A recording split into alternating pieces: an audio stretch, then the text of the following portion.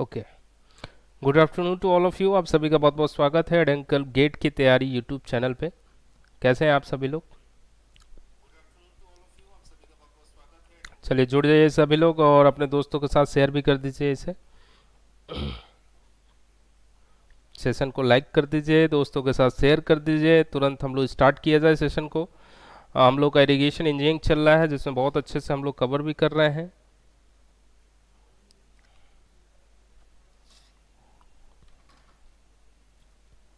चलिए, आवाज़ क्लियर है, ऑडियो वीडियो क्लियर है। So my name is Ravi Pratap Rao and I have more than 6 years of teaching experience. और मैं यहाँ पे इरिगेशन इंजीनियरिंग कवर कर रहा हूँ जिसके अंदर सीपेज थ्योरी पढ़ रहे हैं हम लोग आज। और सीपेज थ्योरी के बारे में भी बात करूँ अगर, तो सीपेज थ्योरी में 3 थ्योरीज हैं। ब्लिक्स क्रीप थ्योरी है, लेन वेटेड क्रीप थ्योरी है और खोसला थ्योरी है। तो आज हम लोग ब्लिक्स क्रीप थ्योरी और लेन वेटेड क्रीप थ्योरी को कवर करने की कोशिश करेंगे। खोसला थ्योरी नेक्स्ट लेक्चर में कवर करने की कोशिश करेंगे। तो ये हमारा पर्पज़ है, इसको सॉल्व करने की कोशिश कर रहे हैं हम लोग।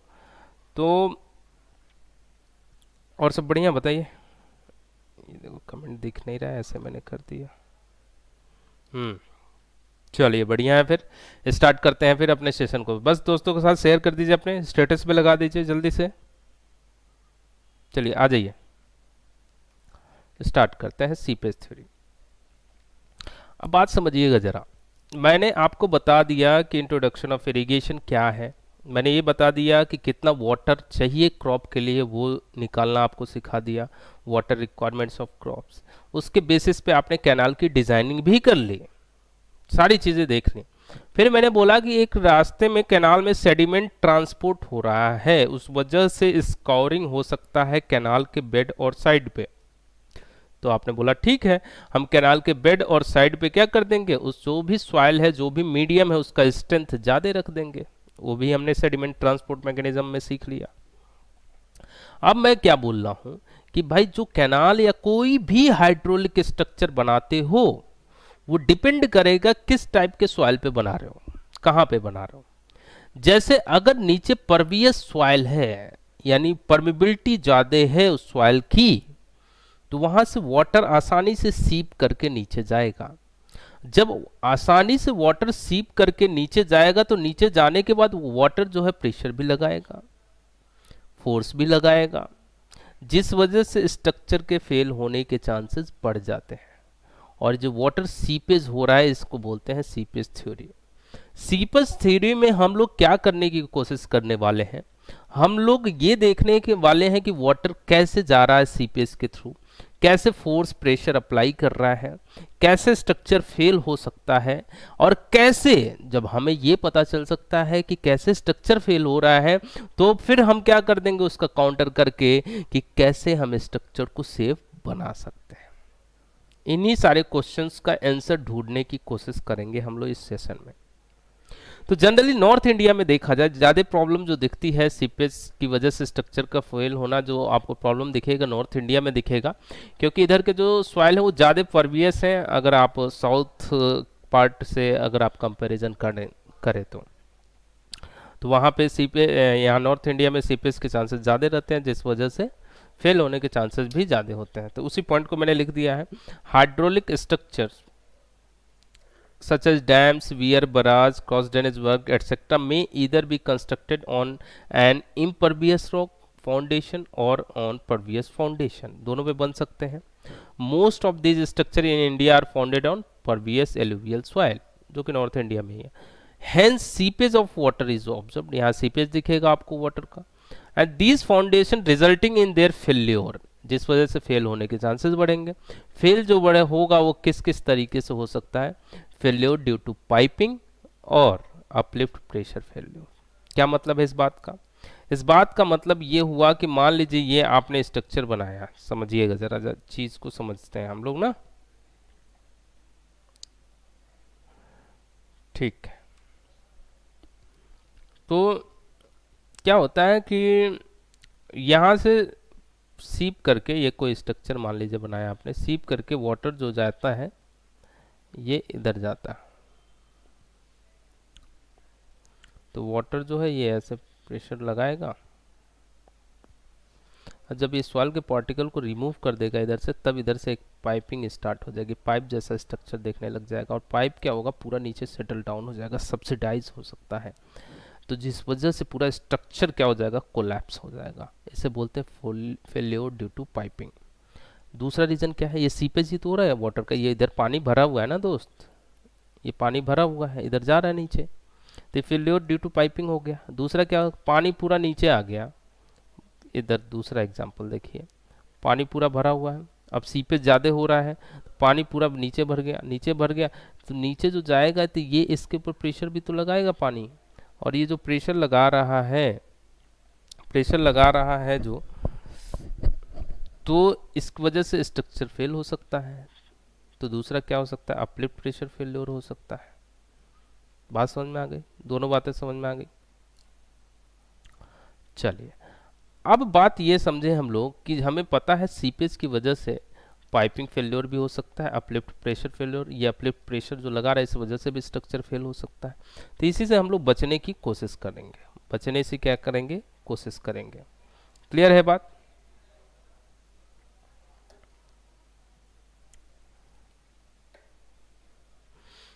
ब्लिक्स क्रीव थ्योरी, तो इससे बचने की कोशिश करने के चक्कर में हमें थ्योरीज मिली। पहले ब्लिक आए, उन्होंने अपनी थ्योरी दी, बताया कि कैसे जो सीपेज हो रहा है उससे स्ट्रक्चर को बचाया जा सकता है। इस बात को समझने की कोशिश करी हमने।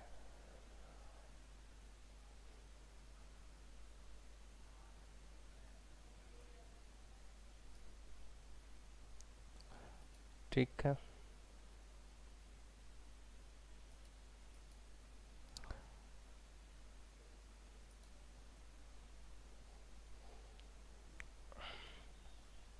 तो इसके लिए ब्लिक्स ने थ्योरी दी, फिर लेन ने कुछ थ्योरी दी, इनमें थोड़ा सुधार करके, फिर खोसला ने और थोड़ा सा सुधार किया, फिर अपनी थ्योरी दी, और जो कि आजकल खोसला थ्योरी ही चलता है।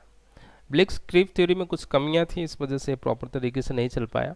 चलिए कमियों को भी ढूंढने की कोशिश करेंगे हम लोग। तो ब्लिक्स क्रीव थ्योरी में एजम्पशंस की पहले बात करें हम लोग। इन्होंने क्या बताया, कैसे स्ट्रक्चर को सेव करना है, इसकी थ्योरी को समझते हैं। इन्होंने बताया कि जैसे मान लीजिए ये आपका, एक काम करते हैं, इस बात को समझने के लिए मुझे एक हाइड्रोलिक स्ट्रक्चर बनाना होगा।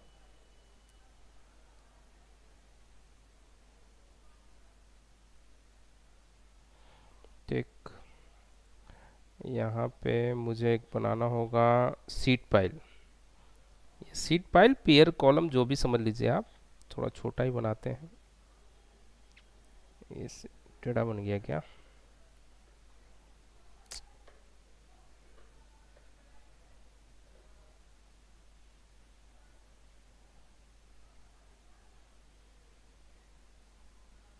ठीक है।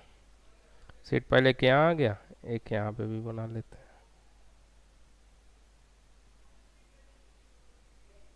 एक यहाँ पे बना लेते हैं।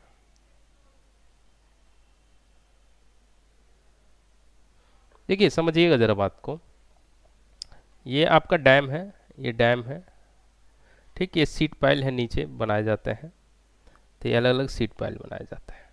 तो इन्होंने क्या बताया कि इधर पानी भरा होगा दोस्त, इधर पानी पूरा भरा होगा, तो इन्होंने बताया कि इधर जो पानी होगा वो सीप करके नीचे जाएगा, और नीचे कैसे जाएगा, ध्यान से सुनिएगा जरा। इनका एजम्पशन क्या था, जो कि गलत था, बाद में उसे हटाया गया। The परकुलेटिंग water follows outline of base of hydraulic, यानी जो परकुलेटिंग वाटर, ये जो वाटर होगा ये कैसे जाएगा नीचे, ये इसके आउटलाइन को फॉलो करेगा, ऐसे वाटर फ्लो करेगा। And water creeps along the bottom contour of the structure, ये कुछ इस तरीके से वाटर जो है जाएगा। बहुत प्यार से समझिएगा, बहुत प्यार से, ठीक है। लेकिन एक्चुअल कंडीशन में जानते हैं क्या होता है, वाटर जो है वो स्ट्रीम लाइन को फॉलो करता है, जो कि खोसला ने माना भी था, और खोसला में आपको ये चीज़ दिखेगी भी, ठीक है। तो इन्होंने बताया कि वाटर जो है बेस के आउटलाइन को फॉलो करेगा इस तरीके से, और ये जो लेंथ ट्रेवल किया जा रहा है वाटर के द्वारा, इस लेंथ को इन्होंने क्या बोला, क्रीप लेंथ। इन्होंने क्या बोला, इस लेंथ को क्रीप लेंथ बोला।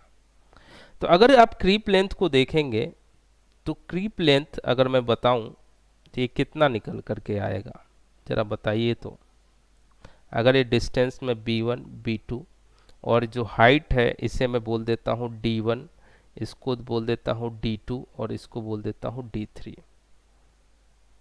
तो अगर मैं आपसे पूछूं कि यहाँ पे क्रीप लेंथ कितना है, बताइए जरा क्रीप लेंथ कितना है। पहले क्रीप लेंथ की बात कर लूँ मैं जरा।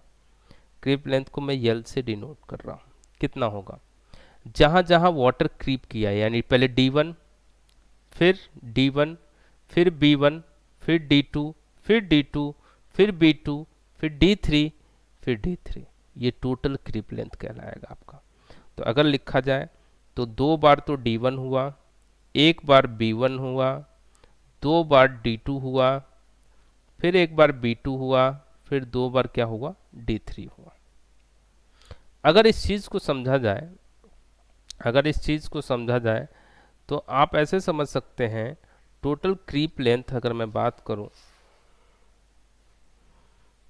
टोटल क्रीप लेंथ की मैं बात करूं तो ये क्या क्या निकल कर के आया। ये अगर आप देखेंगे तो 2 बार जो आया था वो d1 d2 d3 निकल कर के आया और प्लस b1 प्लस b2 निकल कर के आया। तो अगर ये देखें आप और ये देखें, अलग अलग करूं मैं, तो ये जो है ये वर्टिकल क्रीप लेंथ होता है, देख सकते हैं आप इस बात को। और ये क्या है आपका हॉरिजॉन्टल क्रीप लेंथ है, हॉरिजॉन्टल क्रीप लेंथ है। कोई भी समस्या इस बात को समझने में? ये है आपका हॉरिजॉन्टल क्रीप लेंथ।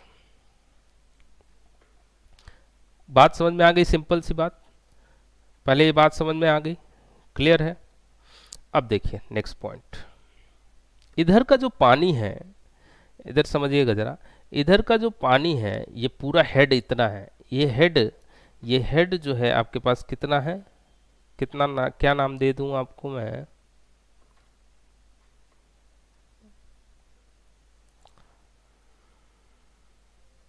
ये हेड है आपके पास अवेलेबल,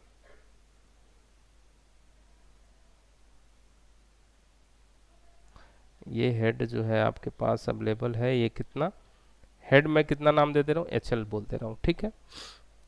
तो ये जो हेड है अगर ये वाटर आउटलाइन को फॉलो कर रहा है तो ये वाटर सीपेज के थ्रू जा रहा है, यानी ये हेड बाद में जितना आगे जाओगे उतना कम होगा।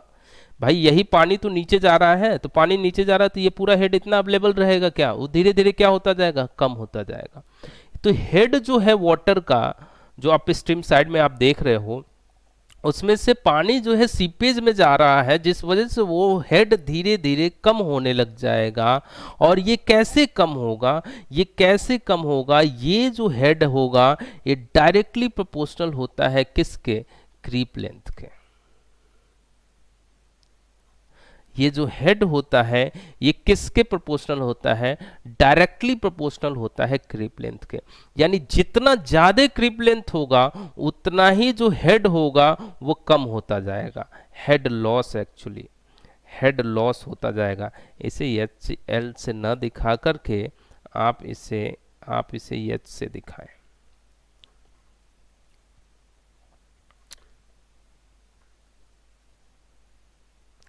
कैसे चल रहा है पे?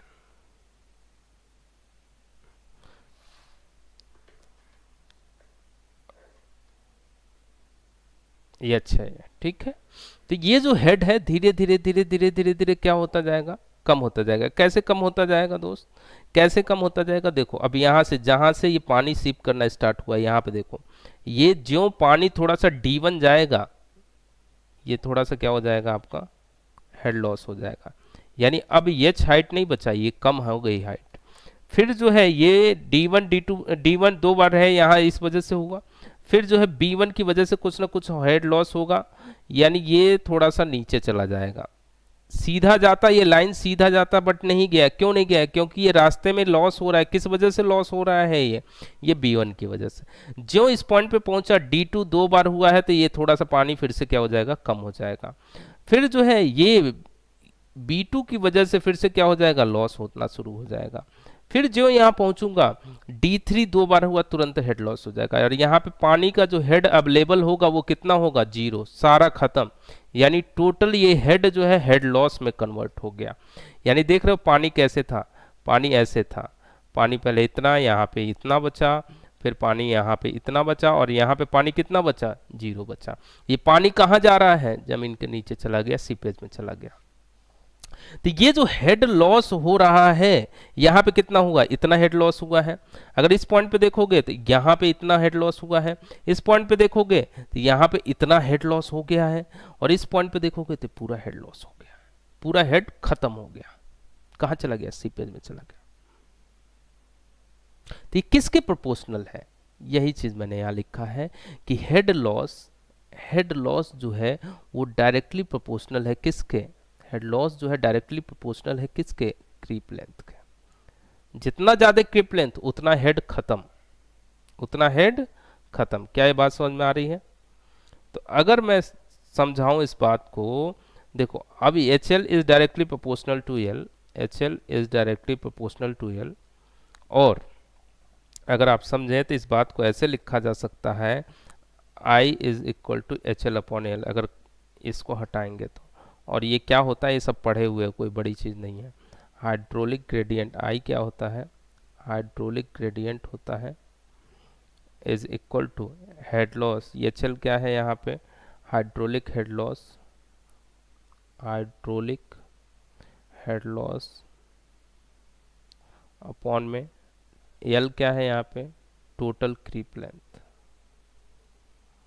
ठीक है, I is equal to HL upon L। अब मुझे क्या एक चीज़ बताओगे, मैंने ये बोला HL is directly proportional to L। मैं एक पॉइंट को उठा रहा हूँ, पॉइंट कौन सा उठाऊं, मैं कोई भी एक पॉइंट P ले रहा हूँ। चलो यहाँ पे एक पॉइंट ले रहा हूँ मैं P, इसको ना ऐसे कर लेते हैं। ठीक, अब इस पॉइंट P को अगर देखा जाए, पॉइंट P को अगर देखा जाए तो ये जो दूरी है यहाँ से,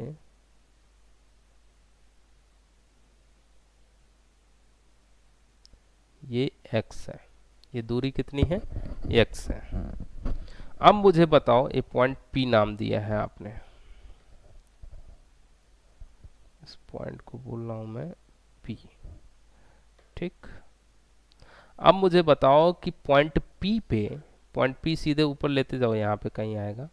ये जो हेड है, ये जो हेड है ये क्या है, ये हेड अवेलेबल है, इतना हेड अवेलेबल है पॉइंट P पे, इसकी वैल्यू बता दो।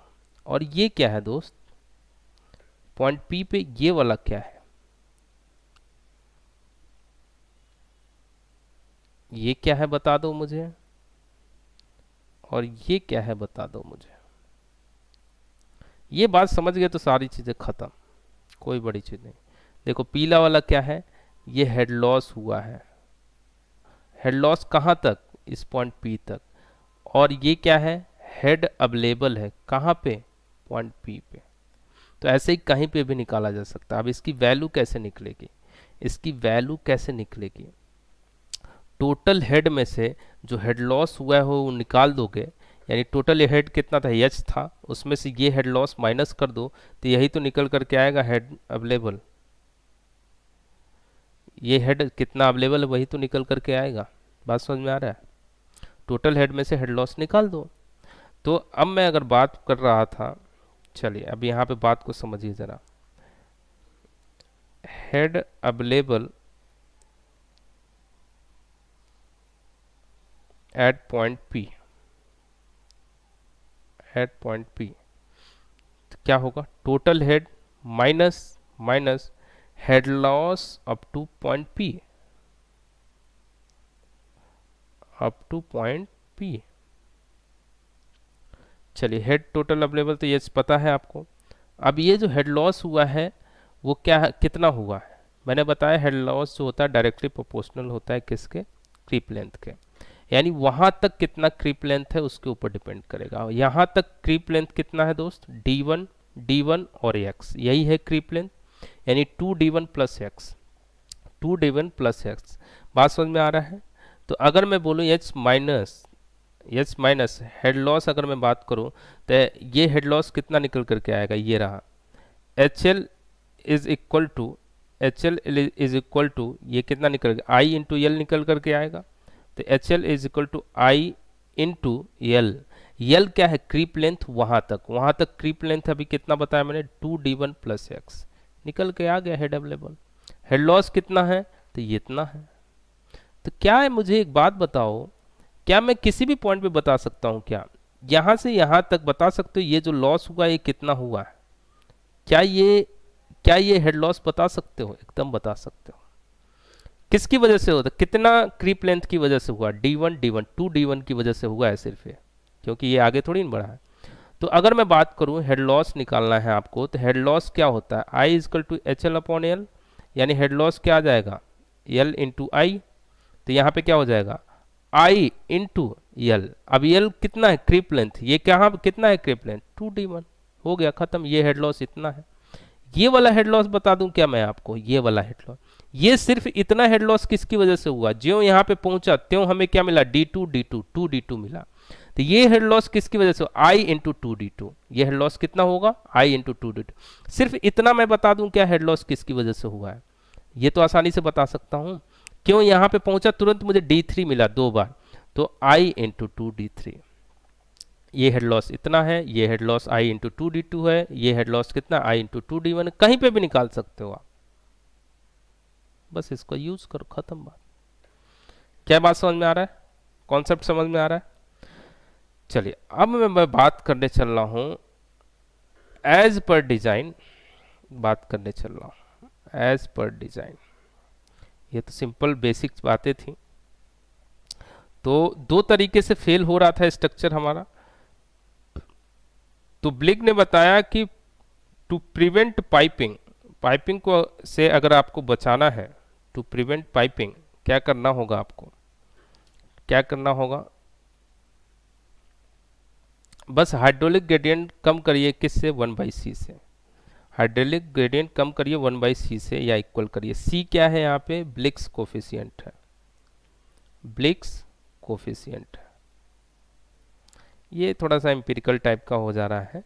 ब्लिक्स कोफिशिएंट है जो कि टाइप ऑफ सॉइल पे डिपेंड करता है।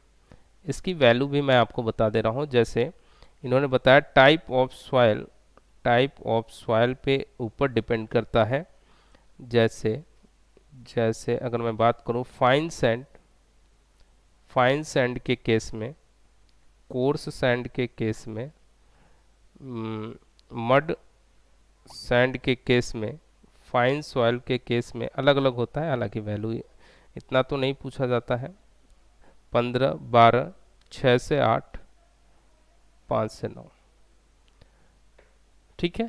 तो ये वैल्यू जो है अगर आप मेंटेन करोगे तो पाइपिंग से बच जाओगे, पाइपिंग से बच जाओगे। अब बात करें हम लोग, पाइपिंग से बच गए, to prevent second case, to prevent दूसरा फेल्योर कौन सा हो रहा था पाइपिंग के बाद, uplift failure. To prevent uplift failure, uplift failure से बचना है आपको। मैं कह रहा हूं गर्मी क्यों हो रहा है, एसी बंद है।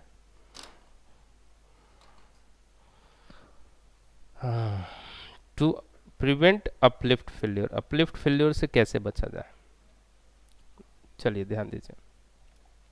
अपलिफ्ट फेल्योर से देखिए, नीचे से वाटर का प्रेशर लग रहा है ना, अपलिफ्ट प्रेशर, वो प्रेशर कम होना चाहिए किससे, जो वेट है हाइड्रोलिक स्ट्रक्चर का उससे, यानी हाइड्रोलिक स्ट्रक्चर का वेट जो है वो ज़्यादा हो अपलिफ्ट प्रेशर से, तो हमारा स्ट्रक्चर फेल नहीं होगा। ये सिंपल लॉजिक है। तो इस बात को इस तरीके से हम लोग समझने की कोशिश करेंगे, to prevent uplift failure, weight of foundation must be, weight of foundation must be greater than uplift pressure. ठीक है बात, बस इसी चीज को करिए, आप कवर खत्म। जैसे मान लीजिए मैं कोई एक ये हाइड्रोलिक स्ट्रक्चर बनाया, ये इतना है, ठीक है। अब इसमें कंक्रीट भरा गया है, ठीक है। इसकी थिकनेस ले लीजिए, कुछ टी ले लूँ क्या थिकनेस, अगर मैं थिकनेस टी ले लूँ, इधर से नीचे से क्या हो रहा है, अपलिफ्ट प्रेशर लग रहा है। तो करना क्या है, ये अपलिफ्ट प्रेशर जो लग रहा है इस कंक्रीट के वेट से क्या हो, कम हो। तो यानी वेट ऑफ कंक्रीट जो होगा वो ज़्यादा होना चाहिए या इक्वल टू, अगर बैलेंस करना है आपको तो वैसे कोशिश करेंगे हम लोग ज़्यादा रखने की, इक्वल टू किसके, अपलिफ्ट प्रेशर के। चलिए बताइए, अगर अगर मैं बोलूँ यहाँ पे आपका जो हेड अवेलेबल है, हेड अवेलेबल ले लीजिए आप कितना, ये जो है ये एच है, स्मॉल एच, और ये टोटल अगर आप कवर करेंगे तो इसे कैपिटल एच बोल दे रहा हूँ मैं, ये आपका डैम है। तो अब बताइए वेट ऑफ कंक्रीट क्या हो जाएगा, वेट ऑफ कंक्रीट क्या हो जाएगा, अगर मैं लिखूं तो यूनिट एरिया ले लूं क्या, आसानी से सॉल्व हो जाएगा। गामा सी कंक्रीट का unit weight into thickness, area unit area ले ले रहा हूं सबका, ठीक है। अपलिफ्ट प्रेशर, अपलिफ्ट प्रेशर कितना लगेगा यहाँ पे, रो जी एच यानी गामा डब्लू इंटू एच, इतना ही पानी नीचे जाएगा लगाएगा। तो कितना पानी अवेलेबल है, कैपिटल एच की small H, small H available है, ध्यान से गलती मत कर देना, स्मॉल एच है कि कैपिटल एच है, कर दिए गलती, कैपिटल एच होगा। ये टोटल इतना वाटर जाएगा नीचे और अपलिफ्ट प्रेशर लगाएगा, यहाँ पे केवल कैलकुलेट करना होता है वाटर प्रेशर, तब इतना करते हैं आप। ये टोटल इतना नीचे जाएगा और ये अपलिफ्ट प्रेशर लगाएगा, तो gamma W into capital H, ठीक है। अब देखा जाए ये मेंटेन कर लेंगे, आपका स्ट्रक्चर सेफ हो जाएगा अपलिफ्ट फेल्योर से। अब देखो गामा सी को अगर मैं लिखूं तो गामा सी को हम लोग कैसे लिख सकते हैं, अगर मैं लिखूं G C is equal to gamma C upon gamma W लिख सकते हैं। तो यहाँ से gamma C is equal to क्या लिख सकते हैं, G C into gamma W into T, और ये गामा डब्ल्यू इंटू एच। क्या ये बात समझ में आ रही है। तो यहाँ से गामा डब्ल्यू से गामा डब्ल्यू कैंसिल आउट हो गया, सिंपल, ये तो बहुत आसान सी बात हो गई। अब बात को समझें अगर हम, तो इधर क्या बचा, इधर बचा जी सी टी और इधर बचा क्या, कैपिटल एच। तो अगर दोनों साइड में टी माइनस करूं, जी सी टी माइनस टी इधर भी किया और इधर भी किया आपने, तो क्या बचेगा, इधर टी कॉमन लूँ अगर तो जी सी माइनस वन, और इधर क्या बचेगा, एच माइनस टी। अब एच में से टी निकालोगे तो क्या बचेगा, स्मॉल एच बचेगा, क्लियर है बात, स्मॉल एच बचेगा इधर। तो एच, अब टी की वैल्यू, थिकनेस की वैल्यू क्या हो जाएगी यहाँ पे, एच अपॉन जी सी माइनस वन, एच अपॉन जी सी माइनस वन।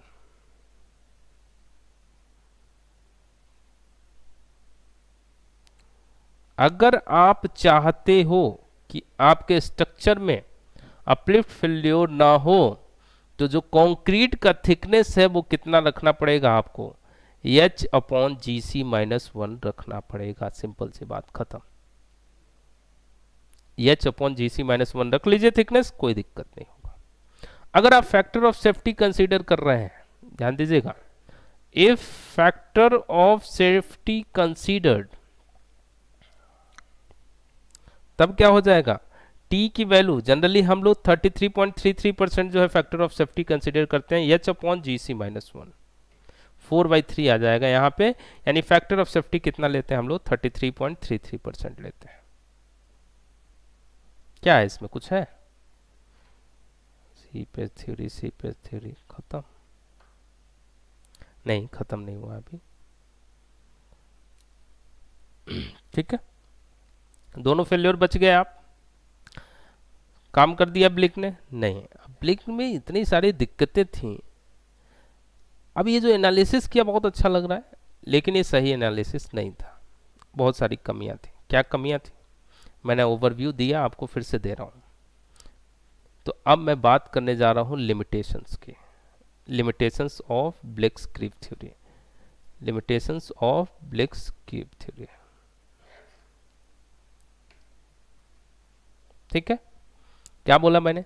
जो पानी है वो बेस के आउटलाइन को फॉलो कर रहा है इनके अकॉर्डिंग, लेकिन प्रैक्टिकली ऐसा नहीं होता है, स्ट्रीम लाइन को फॉलो करता है। पहला कमी इनके थ्योरी के अंदर।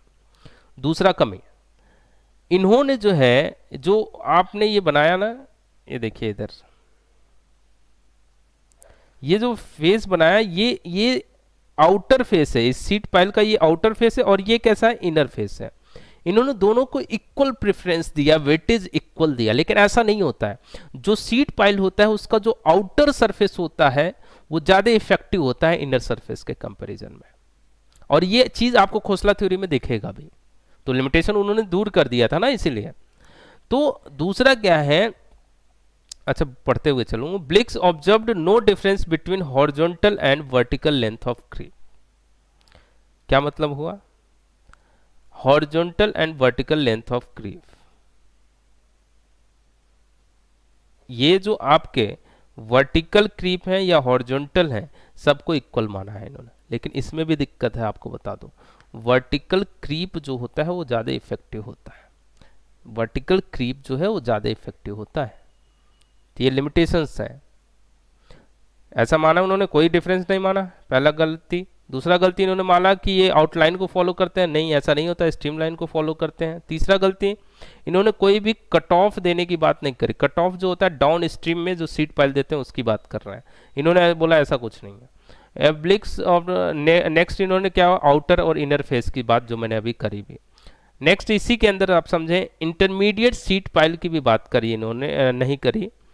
इन्होंने क्या बोला कि इंटरमीडिएट सीट पाइल छोटा हो या बड़ा हो कोई फर्क नहीं पड़ता है, लेकिन ऐसा नहीं होता। प्रैक्टिकली क्या होता है, जब स्ट्रीम लाइन फॉलो करता है तो इंटरमीडिएट सीट पाइल अगर छोटा है तो उससे कोई भी इफेक्ट नहीं पड़ता है उसके हेड लॉस में। अगर बड़ा है तब हेड लॉस में इफेक्ट पड़ेगा। तो ये सारी लिमिटेशंस थी ब्लिक्स के अंदर, इसलिए इस थ्योरी को यूज नहीं किया जाता है। इस थ्योरी को अंदर इम्प्रूवमेंट किया गया। तब फिर लेन साहब आए, इन्होंने कहा नहीं नहीं, थ्योरी में कमी है। इन्होंने जो है हॉरिजॉन्टल और वर्टिकल क्रीप को इक्वल माना है, ऐसा होता ही नहीं है, वर्टिकल क्रीप ज्यादा इफेक्टिव होता है। इन्होंने बोला Lane observed that vertical creep length is more effective in causing head loss in comparison to the horizontal length of creep. तो इन्होंने एक वेटेज दिया। वेटेज क्या दिया? टोटल क्रीप लेंथ में इन्होंने वर्टिकल क्रीप लेंथ को 1 वेटेज दिया, और वहीं पे हॉरिजॉन्टल क्रीप लेंथ को इन्होंने 1/3 वेटेज दिया। एलवी क्या है यहाँ पे? वर्टिकल क्रीप लेंथ है, और एलएच क्या है? हॉरिजॉन्टल क्रीप लेंथ है, और ये क्या है? टोटल क्रीप लेंथ है। ठीक है, बात समझ में आ रहा है? लिख दूं, creep length, total creep length, और एलवी क्या है आपका? वर्टिकल क्रीप लेंथ, और एलएच क्या है आपका? हॉरिजॉन्टल। बाकी सारे थ्योरी सेम है, ब्लिक के जैसे ही हैं, बस इन्होंने थोड़ा सा एक हल्का सा सुधार तो किया इन्होंने। अच्छा एक चीज देखें, अगर पिछले वाले में आपको मैंने बताया था क्रीप लेंथ क्या था। क्रीप लेंथ क्या था? आपने लिखा था 2 times D1 plus D2 plus D3 plus B1 plus B2। तो B1 और B2 क्या था? हॉरिजॉन्टल क्रीप लेंथ थे, और ये क्या था? वर्टिकल। तो ये तो ब्लिक्स के अकॉर्डिंग लिख दिया आपने। अगर यही क्रीप लेंथ, अगर यही क्रीप लेंथ लिखना हो आपको लेन के अकॉर्डिंग, तो क्या लिखेंगे आप? हमने बोला ये वर्टिकल है, ये वर्टिकल है, इसको 1 दे दो, और इसको क्या दे दो? 1/3। तो अगर आप देखें तो कैसे लिखा जाएगा? 2D1 plus D2 plus D3 plus इसको क्या कर देंगे? 1/3 दे देंगे आप। ये किसके अकॉर्डिंग हो जाएगा? लेन के अकॉर्डिंग। दोनों में डिफरेंस समझ में आ रहा है? बस इतना सा डिफरेंस है, बाकी सारा एनालिसिस सेम है। मेजर जो चेंज दिखेगा आपको, ये सारी दिक्कतें दूर होंगी किस में? खोसला थ्योरी के अंदर। सारी दिक्कतें जो होंगी दूर, वो किसके अंदर होंगी? खोसला थ्योरी के अंदर होंगी। तो उसको हम लोग कल के क्लास में करेंगे, ठीक है? तब तक के लिए रिवाइज करिए अच्छे से। लगभग आपका सिलेबस कंप्लीट होने वाला है जल्दी, तो अच्छे से कर लीजिए आप लोग, और तैयारी अच्छे से करिए। दोस्तों के साथ शेयर करिए, इसे बांटिए सबके बीच में, ताकि यहाँ पे भी ज़्यादा से ज़्यादा लोग आएँ और भी ज़्यादा सिलेबस अच्छे तरीके से कंप्लीट कराया जाए। ठीक है, चलिए मिलते हैं कल के क्लास में, तब तक के लिए thank you so much, bye bye, जय हिंद।